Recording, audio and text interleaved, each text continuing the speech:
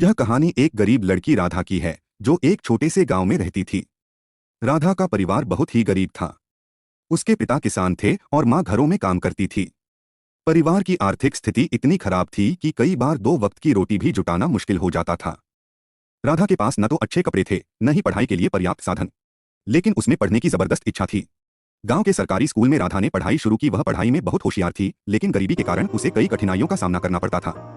Radha school के बाद अपने माता पिता के साथ खेतों में काम करती और घर के छोटे मोटे कामों में भी हाथ बंटाती थी। पढ़ाई का समय बहुत कम मिलता, फिर भी वह रात को देर तक जागकर पढ़ाई करती थी। उसकी लगन और मेहनत को देखकर स्कूल के एक शिक्षक ने उसकी मदद करने का फैसला किया। उन्होंने राधा को मुफ्त में पढ़ाया और उसे किताबें भी दीं। राधा ने अपनी मेहनत से हाई स्कूल की परीक्षा में टॉप किया। उसकी मेहनत और सफलता की चर्चा पूरे गांव में होने लगी। राधा की सफलता की खबर शहर के एक अखबार में छपी, जिससे उसे एक छात्रवृत्ति मिली। अब वह कॉलेज में पढ़ने लगी और साथ ही ट्यूशन भी पढ़ाने लगी ताकि अपनी पढ़ाई का खर्च उठा सके।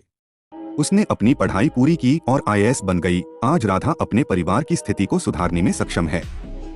उसने अपनी मेहनत और संघर्ष से यह साबित कर दिया कि परिस्थिति चाहे कितनी भी कठिन हो, अगर इरादे मजबूत हों और मेहनत करने का हौसला हो, तो कोई भी लक्ष्य असंभव नहीं है।